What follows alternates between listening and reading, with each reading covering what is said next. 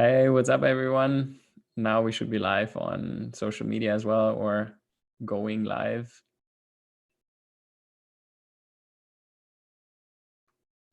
So if you have any questions towards me, whatever it is, poker, current situation, how to quarantine yourself, I'm an expert.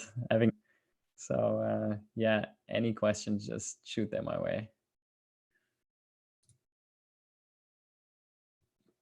And so also to the Pokercode community, I'm glad you guys are here. Some of you, if you have any questions in terms of preparation for your Sunday, I'm going to be playing tonight too.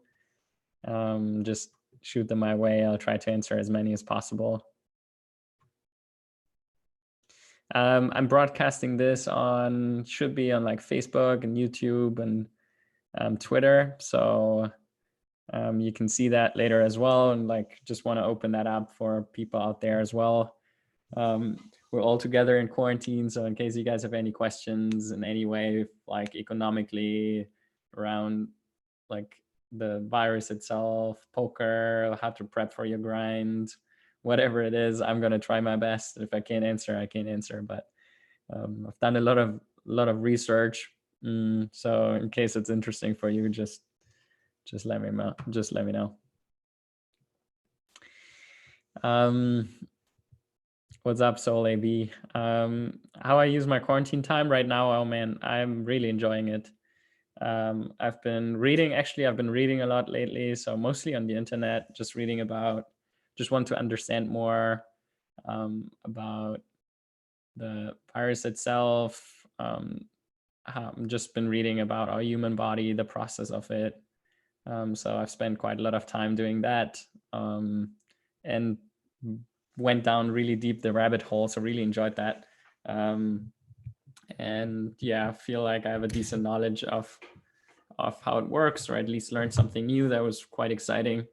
Then besides that, I actually played some poker, but then I have a lot of calls, like video calls with friends and people I work with. So it's kind of like the half that, just relaxing as well. Like I chill quite a bit here, just think about things, take some time off. So it's a nice mix of things.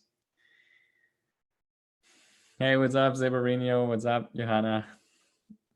Welcome. Massive rail threat tonight. Yeah, for sure. I'm going to be grinding tonight. Yeah, it's going to be a big day. I think I've just roughly counted like 30 to 40K in buy-in. So it's going to be absolutely massive. But for anyone with the big Sunday million, I think this is going to be a big day of poker. So yeah, I hope the rail threat will be filled. How do I prep for a marathon grind? Most important thing for me is like just how I feel mentally. So my body and my mind, like this is the most important part for me. Like have some good music on, as you guys know, in my stream. Like now I've been drinking a lot of water, just get some good food in. Not eat too much, not eat too heavy, like move all the time. So just like get my blood flowing, not get too lazy. And yeah, just stay healthy. I think that's a really important thing for me. And then yeah, that's mostly how I go about it. So I think the prep before is really important. Like prime mind is obviously something, like I do sessions with Elliot regularly, so that's something that really helps me just be more zen and be focused. Quorn training, I like it. Adam, yes, I'm playing today, so I'm planning on playing. I'm not sure what I will play, but I'm planning on playing. How do I prevent myself from slipping in like an autopilot mode? It's just whenever I feel like I'm drifting away of like, oh, I'm getting tilted, or like, I don't feel so great about playing right now, I just take a breath and like realize it, observe it, is like, why is that? Like, does that serve me? And then I come to the conclusion of like, hey, just it's a game. Yes, it's about money right now, but like it's about, that I enjoy myself. So I'm thinking about like just getting back into that positive mindset again, like just, hey, one puzzle at a time. Like I'm just trying to make the best out of this and trying to enjoy my time. So that's really important for me. Zero revenue, don't get too excited. Don't get too excited. It's gonna be a big day, but also right now I think it's about realizing how important it is to center yourself and like, don't get crazy, don't panic. Just it's part of, one big long journey. And I think that's also really important in the times with COVID right now, or SARS-CoV, like to just take up the information, like educate yourself, make up your own mind, but like do not panic. There's no reason to go crazy right now. There's things we have to adapt to, or like I think if you educate yourself, then you will adjust. But there's no reason to go crazy. How many tables I usually play off stream? So I play today. I'm gonna play more tables because there's just so many good tournaments. So I'll play a bit more autopilot than normally. Today I'll probably have somewhere between 12 and 15 tables at peak. But normally it's like peak is like around 9-10 tables. Can I still go outdoors? Yeah, I go outdoors like about every day, but like I avoid seeing people mostly. So it's just, having a walk, getting some fresh air. The sun was shining really nicely, so just about getting like some fresh air without trying to harm someone.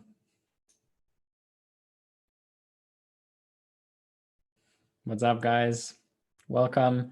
Again, I'm streaming this as a Q&A. If you guys have any questions, whatever it is around the current situation, how to quarantine best, the virus itself, like the biology behind it, like my perspective on it, financial situation, economic market, crypto, poker, how to prep, like mindset, it doesn't matter. Like any question you have, shoot them my way.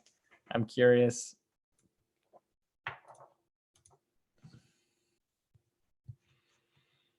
What's up?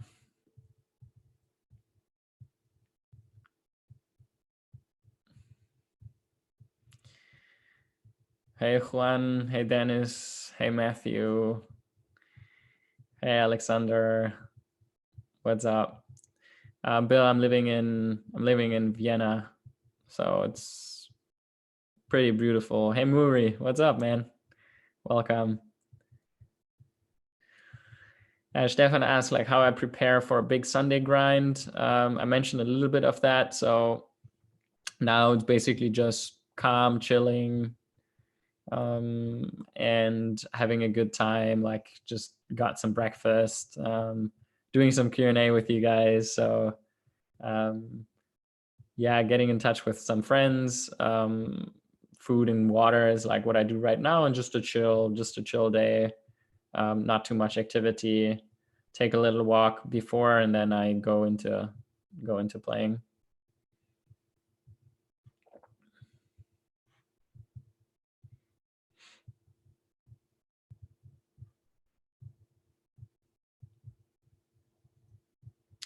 Am I living alone? Yes, I'm living alone. I've, as you can see in the background, this is my apartment, one part of it.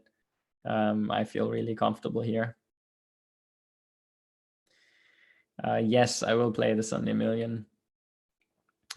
When will I play on Twitch again? I'm not sure. Maybe I'll stream a bit tonight, but I'm not sure about it. So I wasn't planning on doing so. It's just too many tables tonight.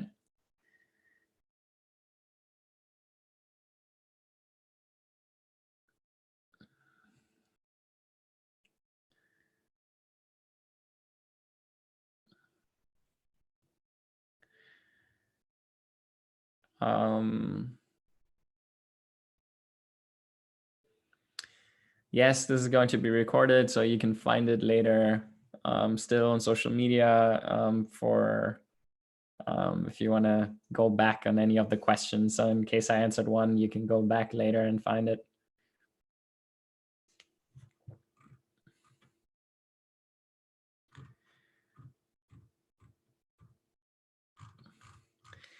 What's my perspective on the virus and all implications? I mean, all implications is a big question, but I think my perspective is I think we went from underestimating it significantly, the stance of, hey, this is just the flu, to overestimating it from a health perspective. I think it's better to overestimate it given the unknowns than to underestimate it, for sure. But I also think that the mindset reaction is really important right now. Like, how do we deal with it? I think there's no reason to be panicking right now. I think from this is not something extremely new, not something we don't understand at all. Coronaviruses we know since like 70 years, like 60 years already. So it's not something extremely new. The genetic code as well is something we were aware of for a long time. That, like, at least some that are very close to that, like it's mostly the disease itself, like obviously is like COVID-19 is new, but it's the underlying virus, SARS-CoV-2, is genetically really close to some that we already know, like it happens in bats and pangolins, like in lots of mammals. So it's not something that that is like this totally unknown thing that we have no idea about. There's a lot of implications of this specific disease that we don't know about, how it plays out, like around the incubation period, in immunity. So from a health perspective, I'm not so worried. I think we're now taking relevant steps. I think what this causes is like way more interesting, like all the different implications that come after that. Is if we shut down everything, what happens then, right? Like from an economical standpoint, I think that's going to be a big change and something we have to adjust to now and have to deal with. I'm pretty excited personally because I think it means a lot of positive change as well. I think that this is a lot of opportunity. Right now it's difficult. Like, I think it will be difficult for a lot of people, and I think we have to put that focus there. Whereas like people who have no jobs right now don't get payments, but like bills still keep on going. They have to pay their rent or like have to take care of their family. So I think these are the people we have to take care of right now, is that the people who are below the poverty line, who really struggle right now. I think this is what these are the people who we have to care for right now. I think from a health perspective, I think we're probably going to have relevant drugs to like in the next couple months. I've been researching quite a bit around that, so that's very interesting. Also, how computer modeling is being used there to identify which drugs have the most possibility to, or like the highest possibility to be useful. Obviously, it's just going to reduce the intensity of the illness, but it's going to help us like reduce the deaths. And I think that's a very important part right now to ease the stress on the system.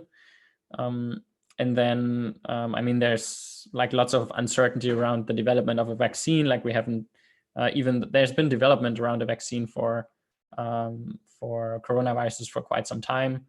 Already we haven't found a proper one, so I'm not so sure about the development of that. But now obviously a lot of people are putting resources towards that. So I think like the next 12 to 24 months is a reasonable time frame for that. So I think from a health perspective, this will fade. I don't see, like, after all the research I've done, I don't see like a reason why if we take care of the proper steps, and if we are aware of it now, and if we practice social distancing, and if we shut down, like if we mitigate the spread of the virus, I think that's a very important part right now. But I think if we do that, then we're going to be fine long term. It's more the implications on an economical level that I think are going to have very more significant impact than that. So in terms of the debt that is being both corporate debt, debt that states have to take up right now, money that is being printed both from basically all ECB, the Fed. So it's I'm really curious as to how that's going to play out. So that's kind of my broader view on how things are going to play out. I personally think that we're going to see a big economical hit. I think we're going to see a lot of businesses go bankrupt because in China, for example, a lot of the banks are run by the state, so it's way easier for them to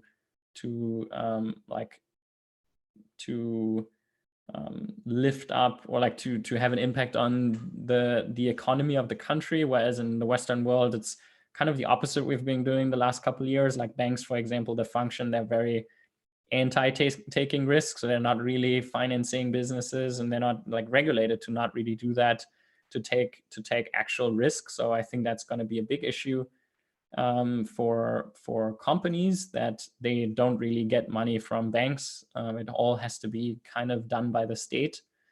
Yeah, that's a couple points of my view on the current situation. So lots of change, I think, is coming. Keep more questions coming.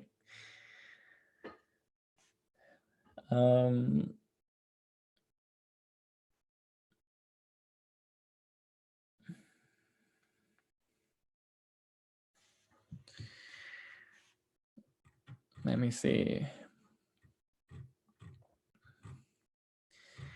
Lots of questions here. Let me see if I can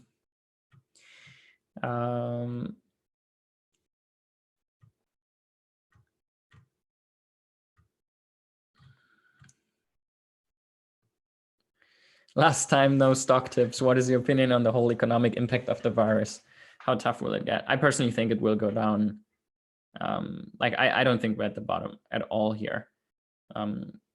I think there will be a couple rallies, but I think we will see significantly, we will see some areas will be hit very, very badly, and companies will just go bankrupt. And I think I don't really see a way how this will, I see a spread. I think it could play out better. I think it could play out worse, depending on the reactive action of the governments, the reactive action of banks. Right now, it seems like very extreme protective measures. Like here in Austria, for example, the government is pumping in 38 billion euros, which is absolutely insane. So it's basically more a movement of the more private, the more governments don't do anything, the more you will see the impact directly. The more they try to prevent it, the more you will probably see it long term. It's just taking up that much extra debt will have more implications longer term. And it's I don't think that these measures, I think some of these are too extreme. And I think it's really, really important now what measures are being taken, and that's going to have a big impact on the market. But I think in America it will, personally, from everything I've seen, I think there will be there will be lots of turbulence in the next months. And I think it's going to hit a lot of people throughout all areas, basically. Rich people, poor people, but it's mostly, for me, I don't care so much about the redistribution of wealth. I care more about people not suffering and that they have their basic needs covered. So I think this is really the thing that government should take care of, that people aren't, don't land on the street or can't pay their rent, can't buy food. This is the thing I think we should be looking out for right now, because if businesses go bankrupt. Like people will lose their jobs. Right now, I see a lot around me. A lot of them are they're scared for their jobs. For I think like reasonably scared for their jobs, and mostly scared to not be able to take care of their like basic needs. And so I think that's really important right now to take into consideration, like also in your environment, if you can do something about that, if you can support people, like let's work together there, and like let's make sure that no one's left behind. So in terms of stock tips, I'm not giving official stock tips, but I think if you look for it, I think there's some fundamental businesses that like mostly the whole market is going down right now. It's just supply and demand. I think because people liquidate right now, they're fleeing into bonds because of the volatility of the market. But I think personally, there are some areas that will really profit from this. Like, yeah, there's going to be some areas that will profit from this. So if you do your research, I think you'll be able to find them. Just think about what profits from a phase like this, gaming, for example, and anything that like it will continue. It won't be, like I think it will be tough, and there will be a lot of things restructuring and changing, but it will continue. Like we're gonna grow. We'll improve our systems, and there will be better things growing out of this.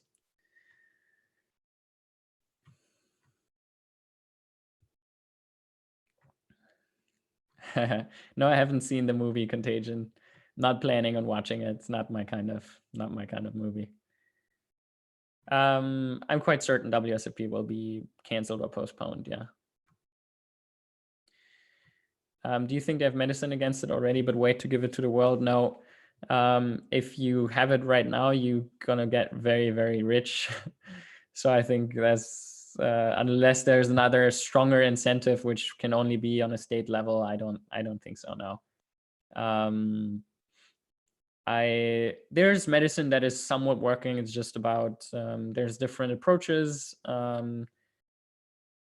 There's different studies. You can see, like, I think there's about 50-ish, 41 vaccines or something that are being tested in America right now. Like there's different studies around drugs that are being tested.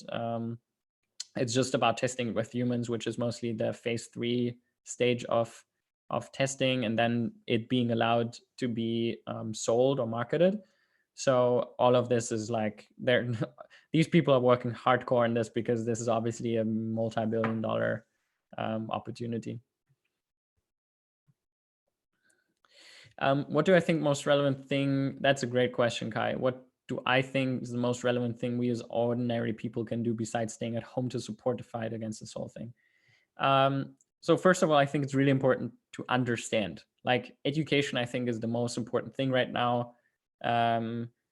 Is that everyone understands roughly what's going on, right? So there's a virus. It's not something extremely new. It is just a new form, right? So it's like we had SARS-CoV, we had MERS, and now we have SARS-CoV-2. So it's similar to pre-existing coronaviruses. There's about 7 coronaviruses that infect humans. 3 of them lead to severe illnesses or diseases. The first one is SARS-CoV, which leads to SARS, severe acute respiratory syndrome. Then there's MERS, MERS-CoV, which leads to MERS, which is, I think, the Middle Eastern respiratory syndrome. And then there's SARS-CoV-2. So these are the viruses in the group of coronaviruses. There's lots of different coronaviruses. They are split in 4 categories. So alpha, beta, gamma, and delta. And mostly they happen in mammals and birds. And so basically it's about like it's the way this virus works. It's like a very small cell, but it consists of 4 parts.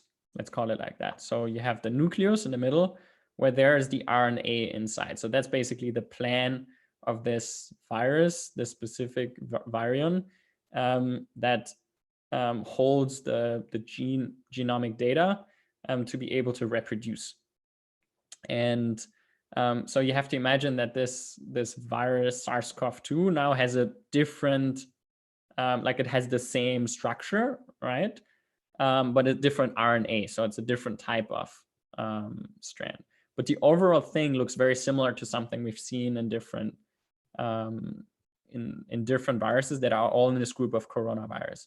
So now how this whole thing works is the reason why they're a group there is because they have a very similar function of how they, a similar approach of how they work. So it's basically that this virus now enters your body, and the main goal of this virus is to reproduce, right? The same way we all want to survive. We want to survive, the virus wants to survive, and it has a very simple function of like, it has this plan of itself basically as the RNA in the membrane.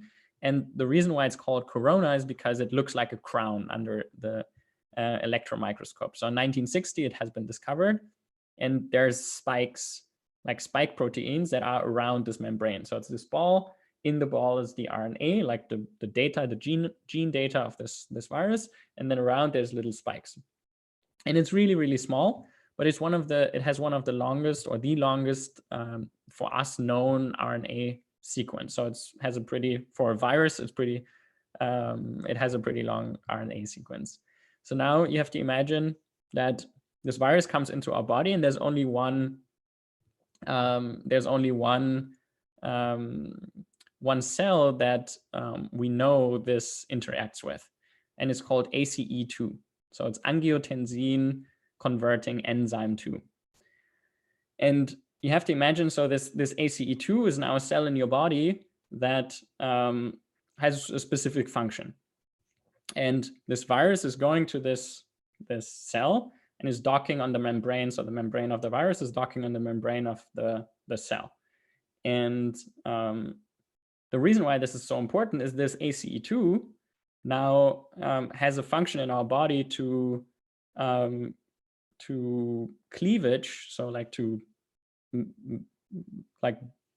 make something smaller, basically, or like bring it together in smaller pieces of angiotensin 1,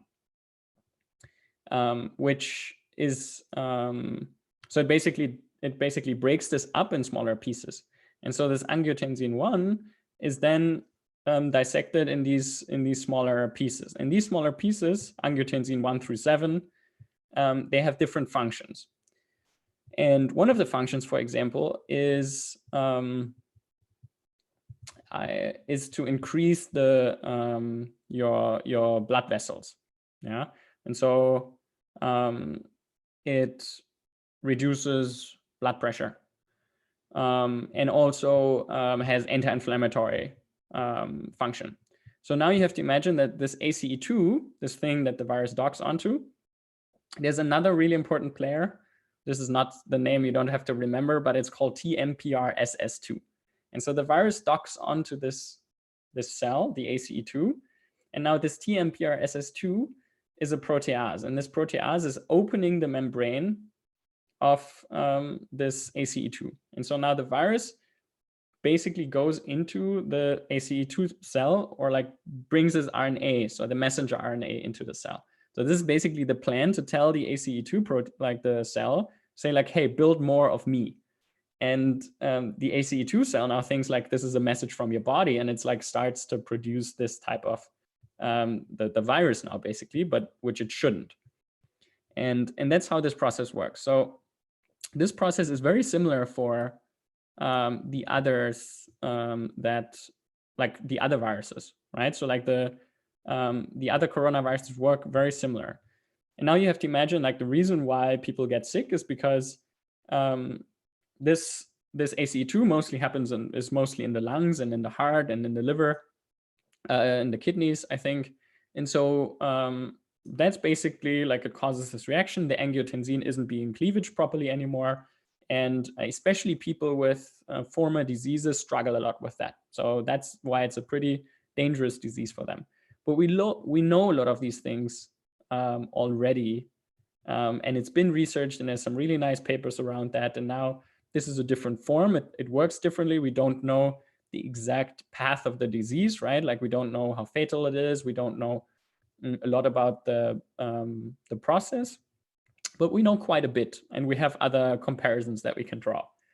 And so now that like this process is important to understand, because I think it helps to take away some of the fear. It's like we kind of know how it works, like, and we can find something that will, like, there's different ways to make this process like less severe, right? Like we can, if we understand how it works, we can find something that helps people survive and make this not so bad. I think it's really important to understand how this works, so that you get a feeling for, like, that's why someone asked the question around what to do, is like educate yourself around how it works, so that you can educate others, that you take the fear. It's just like, we know stuff like this, we can understand this, it reproduces fast. That's the thing to take into consideration. It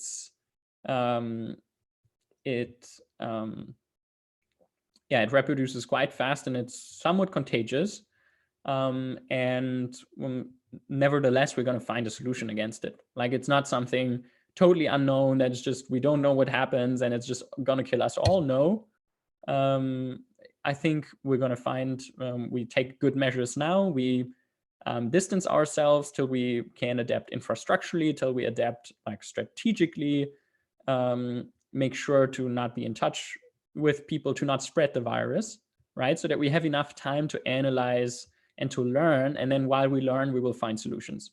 That's basically the approach. And I think it's really important to not get crazy about it. It's just a new environment. We adjust to it, we make the best of it, and then we're going to work with this. So I think that's why it's really important to just not freak out, to not watch the mainstream media, because there you just hear like the same meaningless information over and over again, which is the more statistical stuff, which has almost no relevance. Yeah. So think about confirmed cases, for example.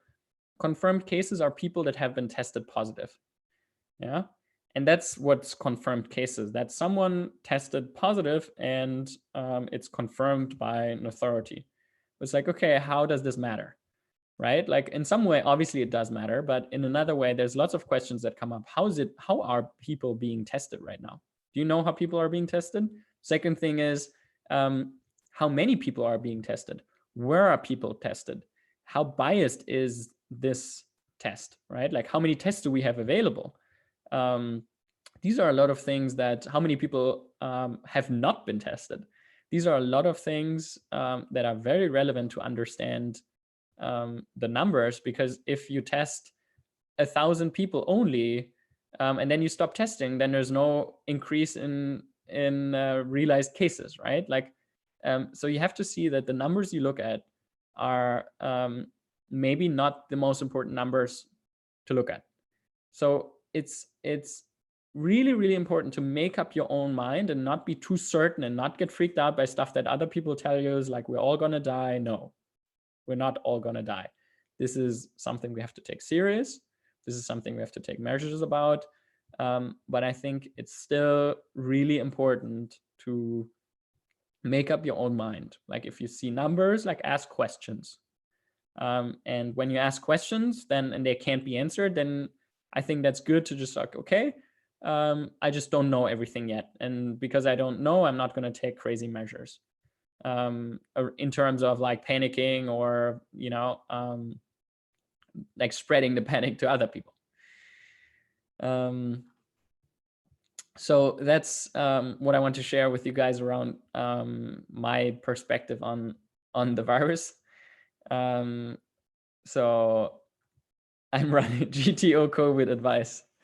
Yes. I think it's important. Like, I think right now it's important, like, also in your environment, right? Like, it's not just everyone's isolated. Like you have friends, you have family, you have people around you as well. So I think all of us can have, can contribute positively if we all keep calm and we make the best of what's in front of us.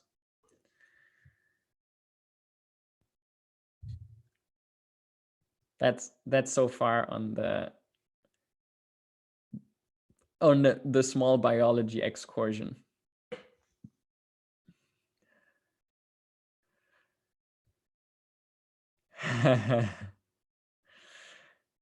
Guys, what are you playing today? How are you preparing for your grind? Like, what's your approach? What do you guys do?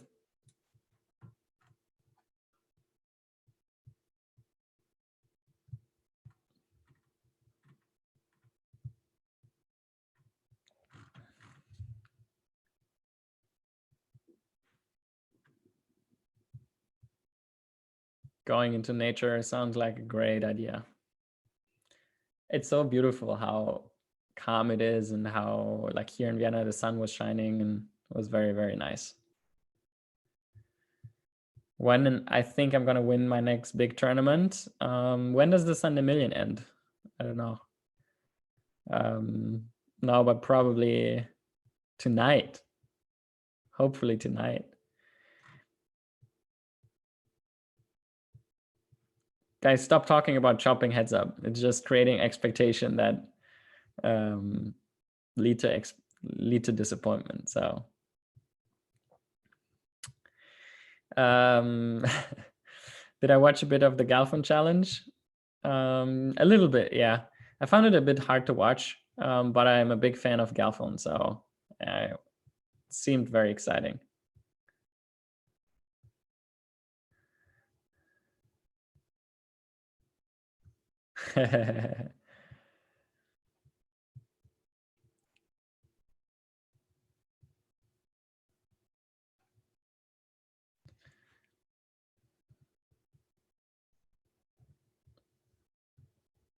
Yo, Stav, as a USA player who can't play live online, how do you recommend studying after going through all the Pokercode content? Check out the DTO app. I hope it's available in the US. If you want to get better, I think it's a really good way of learning and becoming a better player.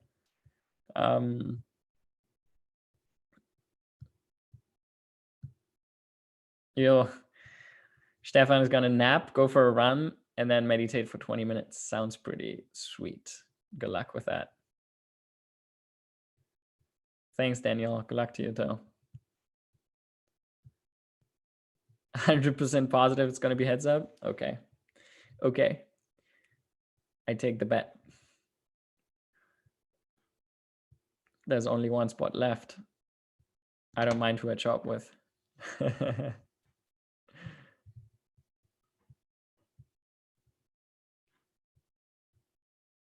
Yeah, guys, again, if you're on Zoom, like, get your settings right and send it to all observers as well.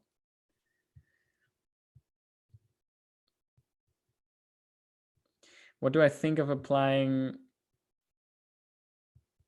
Josh Waitzkin's approach of chess directly to poker in terms of studying the end game and then working backwards to beginning stages of a tournament? I mean, I love that approach. I don't think he means it literally in terms of go from back to front. It's more like, I think you have to look at it from a different angle. I think what he means is start understanding the logics, start understanding how the pieces move, start understanding how they interact before you look at the most complex thing. Like, start understanding the interaction of the different pieces and to become flexible and, like, to do not just learn like opening, but like start understanding the game. That's how I understood his advice. And so I think poker is the same. Like, don't try to like force learn something, just start understanding the game. How does it work? How do these different things interact? So if I'm shorter, I check raise more. Interesting. Okay. So now you understand the logic, right? And then you keep going and understanding is like, when I'm in position, this and this, when I three, like, so you start understanding logic by logic and not trying to learn one hand, and then you'll become an overall better player.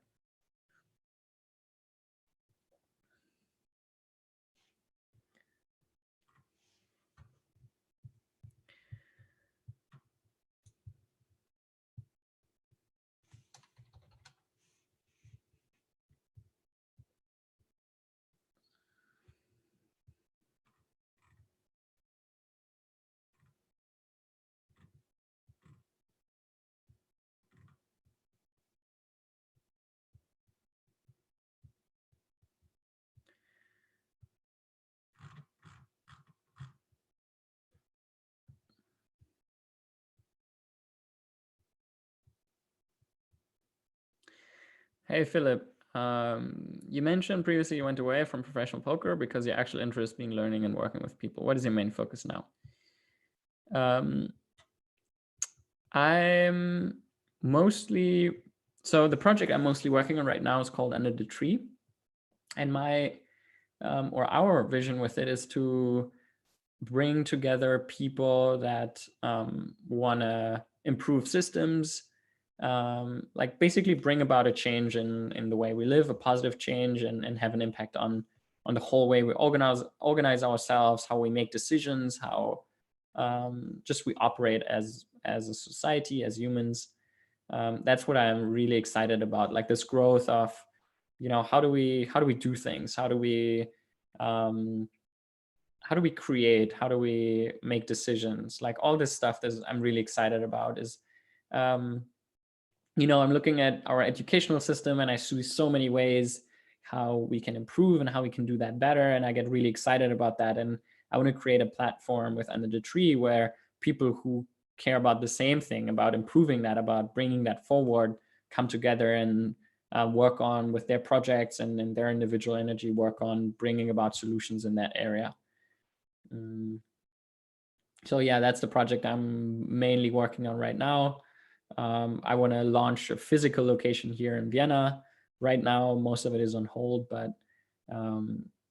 yeah, I'm really excited about that. Just, creating a place where there's this positive energy of making things better, and then making life better for us as well. So that's what I really care about, is just creating new things, brainstorming, like creating, like having positive people that have energy around me. That's like Pokercode, just a good energy of people trying to get better. Like, I enjoy that.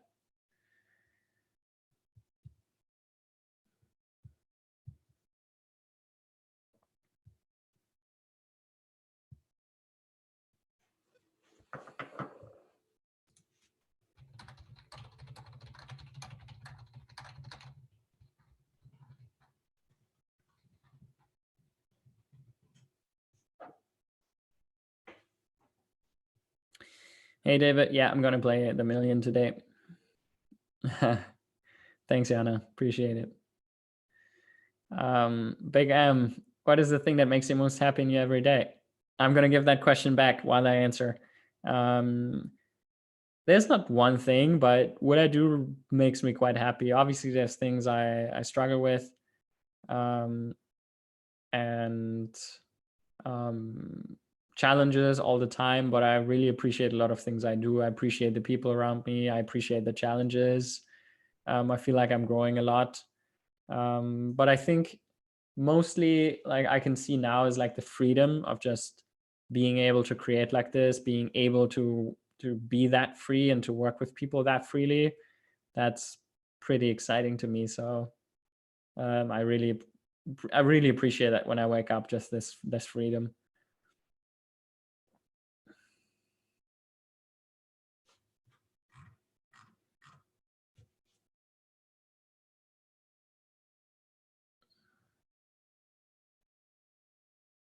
If you have to restart from zero, would you start with poker? Most likely not. No, I see it the same way. Like, I think most of the time it's like, what I've learned is directly focusing on, or for me, a big takeaway for me is I want to directly focus on the things I care about. It's not like I do this first and then I can do that. No, I'm like, I directly do that. So I'm not playing poker right now. So if I had to restart from zero, I would still try to do the same things that I'm doing right now. Hey, Karina, namaste. What's up? Severini, I would actually really challenge that. I don't think you have to, grind first, and like to be able to do that. I don't think so. I thought so, but I don't think that anymore. I think you can do what you want to do right away, and it's not like it just starts right away, but you can start doing it, and then you have to find solutions. Like, once you start, then you realize what actually you want. You get more clarity, and then you understand the challenges, and then you start to overcome the challenges. It's not just going to happen overnight, but I think, Yeah.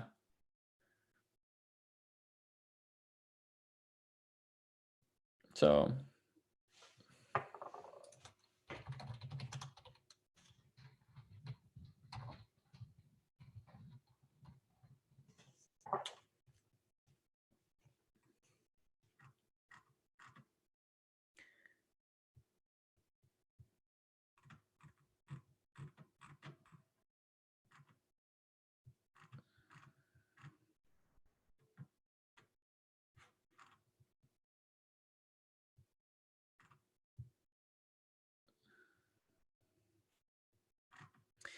yo, Diogo, I stopped betting on poker players. Yeah, I don't do that anymore. What am I doing every day to improve? Yo, what's up, Jonathan? Do I study anything? I don't think about it that way that much anymore. It's just like for example, the part around virology or biology, the human body. Um, it's just exciting me. Then I'm interested. Then I've read an article and then I was like, oh, I want to know more about this. I didn't understand half of the words in this article. So yeah, I was like, I want to understand. So I read more and then I wrote a summary and then I spent 10 15 hours on it and just reading till I felt like, oh, now I kind of understand. I can explain it to someone else. That's always kind of my sign. When I feel like I can explain it to someone else, I realize, oh wow, this maybe I don't understand so well. So I just study things when I'm intrigued by it, when I'm excited by it. I don't just study for the sake of studying. Hey David, I've answered already how to prepare, so it's not that much special stuff. Just good food, like stay hydrated, move a little bit, some nature, some sun, or get a walk in, some fresh air, and then like just have a chill day. Yo Ori, do I think solvers make poker less fun? Yeah, I personally think so. I love this thing of just, it's just more studying now, and I preferred when it was just more learning while playing. It's my personal preference.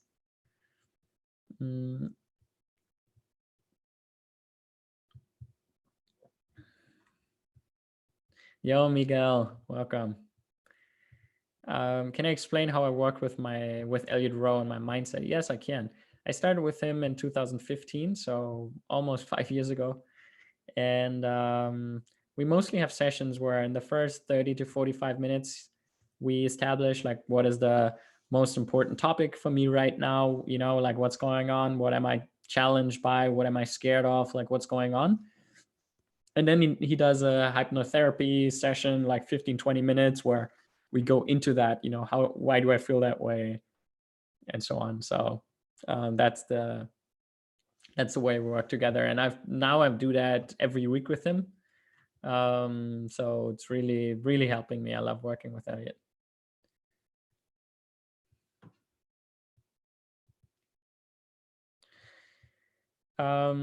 Hey Brian, thanks for the question. He asks like how I view risk and how I approach it in poker nowadays and in business.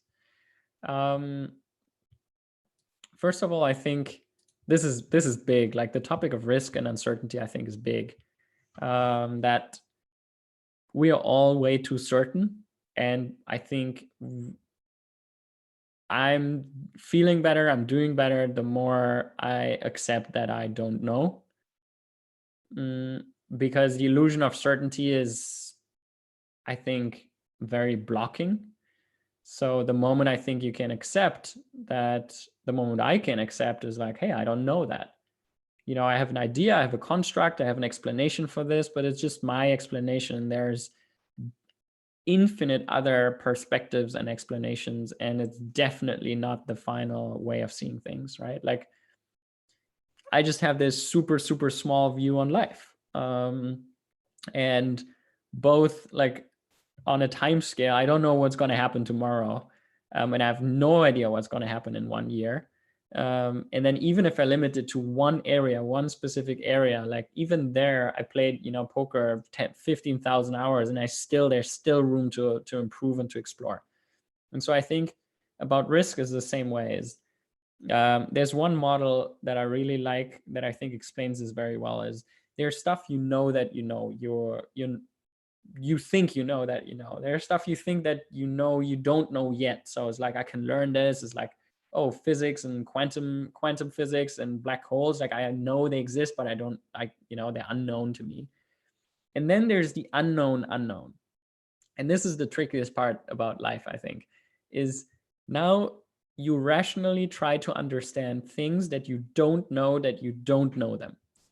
Like try to understand that, So imagine, so for example, how is the world going to be in 100 years? You just don't know.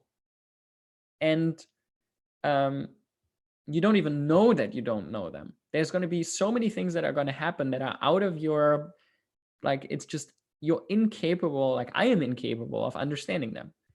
And there's things that are happening on the world right now that you don't know, but that you're not aware about. And now our brain mostly works in relation. So it's trying to put what you know into relation. Like how much you want to know constantly, like how much do you know, like how good are you? And it's this thing of like, okay, maybe I know 10%. And that is the mistake, is like this unknown is infinitely huge. We all have no idea that like how much there is that we don't know yet. There's going to be like, there's so many things happening all at the same time. And what we know is just basically nothing. And to understand that is like to accept like, wow, okay, whenever a plan, a strategy, just understand you don't know. Like look at every financial plan that showcases it. Financial plan, it's never right. Or it's absolutely bad. And that's, I think, we're so many that we don't understand the equation of life and we're close to understanding it. So my point is, when you deal with risk, understand that there's things that you don't know, and that's nothing bad to stop doing. Life is, and I think we accept that and look at stuff. It's like, why do you even think you take a risk? This now I take a risk is like, this is don't have security. You don't know what this means, what you right there. So if people now, this is taking a big risk is like, maybe you take a big risk, not business. So it's like, whenever you think you're really convinced by something, like question it, and maybe take a step back, and maybe you don't maybe you're not so sure. Maybe you're not so sure that this is what we do right now is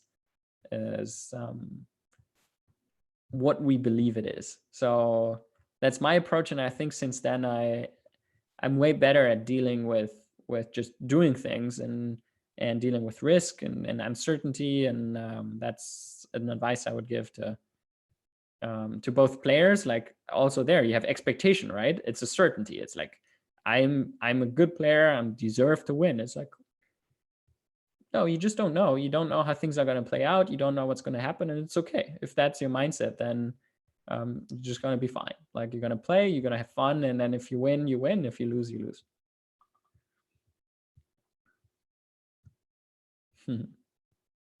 Bye bye, Johannes. There's a really great author called Nicholas Taleb. He wrote a couple of books about the things I've been talking about. Black Swan, for example, is one.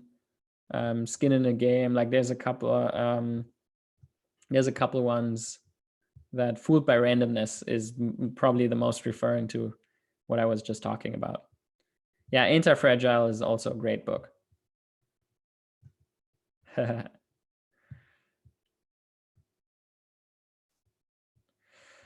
Hey, Philip. I think the concept, I think a president brought it up, or like some scientists like in the 50s. I've done a little bit of research on it, this whole concept.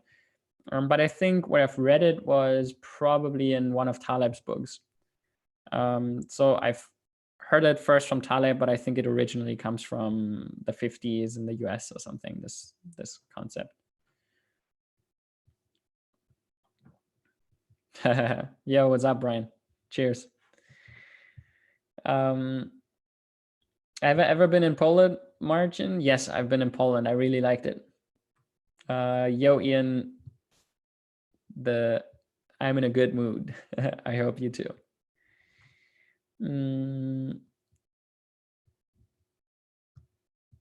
Yo, Diogo. If I had a bad run in 219, yeah, I would say so, but it's okay. Like I had really good runs the years before, so just fine.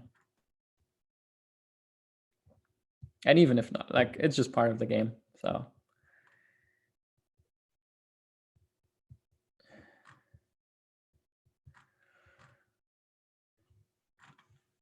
yo, Mark, any advice for players who are dealing with the wrong side of variance long term? Stop thinking about it. It's literally deal with reality. I think that's the important part. Is it's part of a long journey. Don't constantly measure yourself in this high score theme. So I think the moment you start thinking more and more about, oh, now I'm not, it's constantly the same thought. It's like, I don't get what I deserve. It's like, I'm better, I should have this, but I didn't get it. It's not helpful. It's not serving you. Like focus on what you enjoy about this. Do you enjoy playing poker? Do you enjoy playing it right there? Then great. That's all you need. You win, you win, you lose, you lose. Do you enjoy it? That's the most important part. If you don't enjoy it, don't play. So I think it's important to not focus too much on the result. The moment you focus on the result, you build expectation, then you get disappointed. So I think really going deep and making sure like why you do all this, I think that's very important.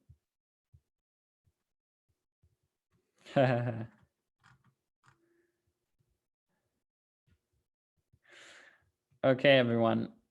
I'm going to answer the last questions and then I'll be out prepping for the Sunday grind. So shoot them my way if you have any questions. Otherwise,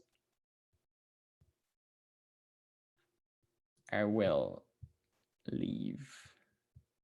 Best place to travel. I love traveling to the kitchen, but I also really enjoy staying in the living room. So yeah, I can highly recommend that.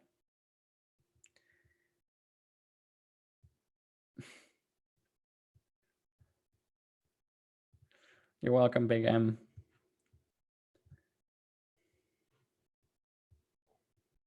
Yeah, Zibarini, I'm sorry I stole your joke. It's all yours. All the credit goes to you.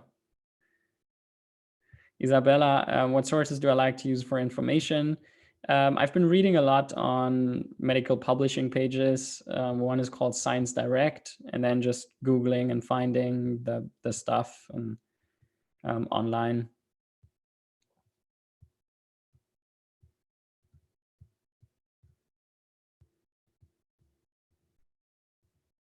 So, okay, everyone. I wish you a wonderful day. Have good luck with your grind. Enjoy your day. Good vibes. Put on some good music. Put on my hip hop playlist, the best one. And yeah, I hope you guys enjoy. Have a great day. Prep well. Stay healthy. Drink good water. Eat good food and crush it. Okay. And all stay healthy and social distancing, very important. Yeah. Bye, guys.